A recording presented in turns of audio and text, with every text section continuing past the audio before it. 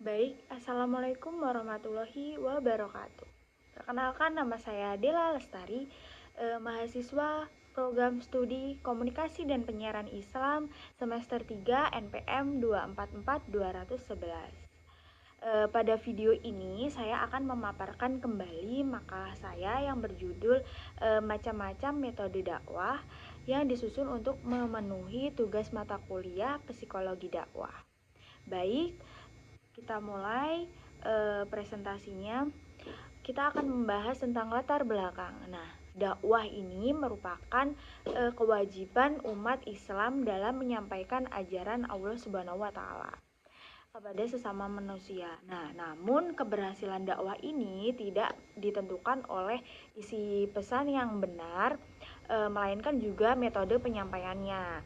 Nah, setiap mat'u ini memiliki latar belakang pemahaman dan kondisi psikologis yang berbeda. Karena itu, metode dakwah harus disesuaikan dengan kondisi mat'u agar pesan dakwah dapat diterima dengan baik dan tidak menimbulkan penolakan. Nah, baik. Sekarang kita akan membahas macam-macam metode dakwah. Yang pertama ini ada metode bil hikmah. Metode bil hikmah adalah metode yang disampaikan dengan bijaksana dengan kesabaran. Seorang dai harus memahami karakter dan kondisi mat'u sebelum menyampaikan pesan. Nah, dalam perspektif psikologi dakwah, metode ini menekankan empati dan kemampuan membaca kondisi psikologis audiens dakwah tidak bersifat memaksa. Nah, selanjutnya yang dua adalah metode al-mau'izah hasanah. Nah, metode ini berupa nasihat dan peringatan yang disampaikan dengan cara baik dan menyentuh hati. Nah, biasanya diwujudkan melalui ceramah atau tausiah secara lembut. Nah, secara psikologis, metode ini efektif karena menyentuh emosi mat'u dan mampu membangkitkan motivasi internal untuk berbuat kebaikan begitu. Yang ketiga ini ada metode al-mujadalah. Nah, metode ini dilakukan melalui dialog atau diskusi dengan cara yang santun dan argumentasi. Nah, dalam psikologi dakwah, metode ini cocok untuk mat'u yang kritis karena menghargai logika dan perbedaan pendapat tanpa menimbulkan konflik emosional. Nah, yang keempat ada metode bilisan. Nah, metode bilisan ini menggunakan tutur kata sebagai sarana dakwah seperti ceramah dan pidato begitu. Nah, keberhasilan saat dipengaruhi oleh kemampuan komunikasi dai termasuk intonasi, terus pilihan kata dan kajian pesan yang semuanya berkaitan dengan kondisi psikologi mat'u. Yang kelima ini ada metode bil kolam. Nah, metode bil kolam ini adalah dakwah yang melalui tulisan seperti buku, terus artikel, dan media digital. Nah, metode ini efektif secara psikologis karena memberikan ruang bagi mat'u untuk merenung dan memahami pesan sesuai dengan kecepatan berpikir masing-masing begitu.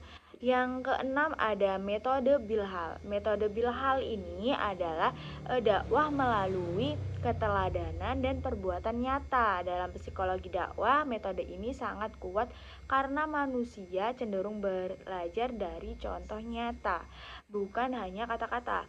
Seperti contohnya, ketika seorang dai ingin mengajak sholat tepat waktu kepada mat'u, alangkah baiknya kita mencontohkan langsung dengan sholat tepat waktu, terus sholat setiap saat.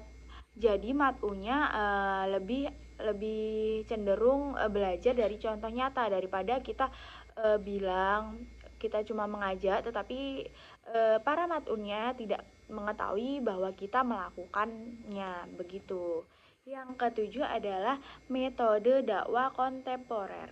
Nah, metode ini dimanfaatkan metode modern seperti televisi, terus ada internet, media sosial. Nah, pendekatan kontemporer ini memungkinkan dakwah menjangkau masyarakat luas dengan cara yang lebih menarik, selama tetap memperhatikan etika dan nilai Islam begitu. Nah, adapun analisis dalam perspektif psikologi dakwah. Dari psikologi dakwah ini, pemilihan metode dakwah harus sesuai dengan apa? Dengan kondisi mental, emosional, dan sosial mat'u. Nah, dakwah yang disampaikan tanpa memahami psikologi mat'u berpotensi menimbulkan resistensi atau penolakan begitu. Nah, oleh karena itu, metode seperti bil hikmah, mau'izah hasanah, dan mujadalah menunjukkan bahwa Islam ini sangat memperhatikan pendekatan psikologis dalam berdakwah. Di era digital, dai juga dituntut untuk memahami kondisi psikologis audiens seperti melalui media sosial agar pesan dakwanya tidak disalahpahami dan tetap membawa nilai kedamaian. Jadi begitu kawan-kawan. Nah, sebagai kesimpulan, dakwah juga merupakan kewajiban umat Islam yang harus dilakukan dengan metode yang tepat. Berbagai metode dakwah seperti bil hikmah, bil lisan, bil kolam, bil hal, dan metode kontemporer menunjukkan fleksibilitas dakwah Islam. Nah, baik, dalam psikologi dakwah juga, keberhasilan dakwah ini sangat dipengaruhi oleh kemampuan dai juga, seperti memahami kondisi psikologis mat'u.